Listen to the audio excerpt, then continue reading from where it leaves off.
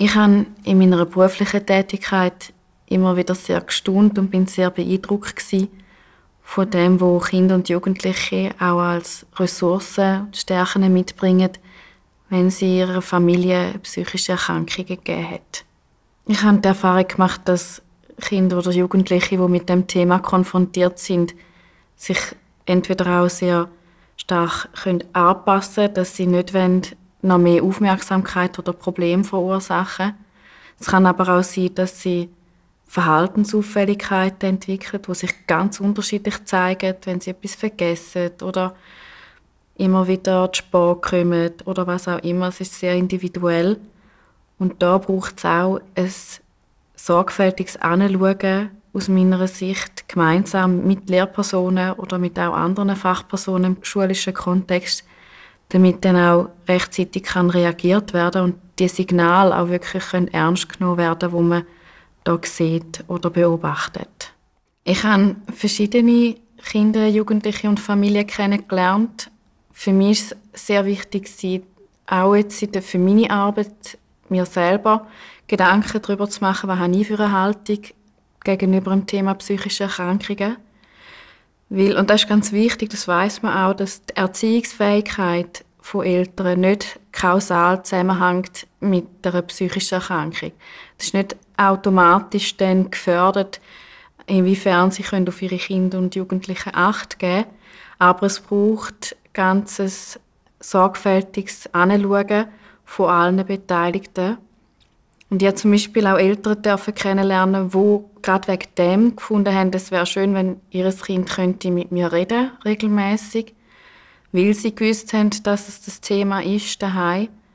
Es hat aber auch Eltern gegeben oder auch Kinder gegeben, die sich dem Thema verschlossen haben, die nicht über das reden, wo es dann ganz viel auch braucht im Vertrauensaufbau und in der Beziehungsarbeit, damit der Druck, wo die Beteiligten sich häufig selber auch ganz fest machen, egal ob Kinder, Jugendliche oder auch Eltern, dass man den Druck nicht verstärkt und ihnen wirklich auch zeigen und ehrlich kann begegnen und ihnen vermitteln, ich tue dich nicht verurteilen. Ich sehe, wie viel Engagement und wie viel Liebe da ist in der ganzen Familie und dass es nicht die Aufgabe ist von mir, jetzt da euch zu verurteilen oder zu beurteilen, wie ihr das als Familie macht. Damit ein Unterstützungs- und Beratungsprozess gut funktionieren kann, ist das Vertrauen von auch den Eltern zentral in der Arbeit der Schulsozialarbeit. Und darum auch ganz wichtig, dass von Anfang an Transparenz geschaffen wird, was sind denn Themen, über was wird geredet. Und dort drin auch ganz häufig die Frage, wie geht es am Kind eigentlich wirklich? Weil ganz häufig sind Eltern dann auch so beschäftigt oder auch belastet mit den eigenen Themen, dass das Befinden vom Kind wirklich untergeht.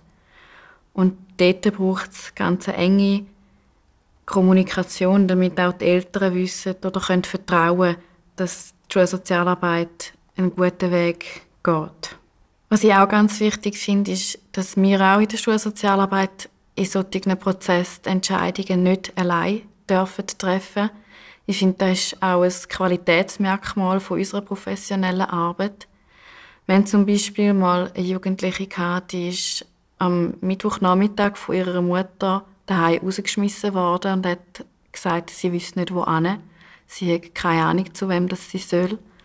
Und wir haben dann im Team Schulsozialarbeit entschieden, dass wir sie ins Schlupfhaus begleiten würden und dort dann auch weitere behördliche Massnahmen notwendig sind, damit sie wieder ihre Situation sich bessern für sie. Und das ist mir auch ganz wichtig, dass wir als Fachpersonen an unsere Grenzen kommen, wo wir nicht mehr den Prozess verantworten können, wo wir auch uns selber Beratung holen können von Fachpersonen, die sich noch spezifischer mit diesen Themen auseinandersetzen und dass wir wirklich nicht alleine Entscheidungen treffen, sondern manchmal auch die Kompetenz zum Beispiel einer Behörde übergeben müssen. Auch wir Fachpersonen müssen uns bewusst sein, dass wir die Erkrankung nicht wegzaubern oder unwirksam machen können. Aber wir können vielleicht probieren, den Kindern, Jugendlichen und ihren Eltern Hilfen und Strategien vermitteln, wie sie mit dem umgehen können.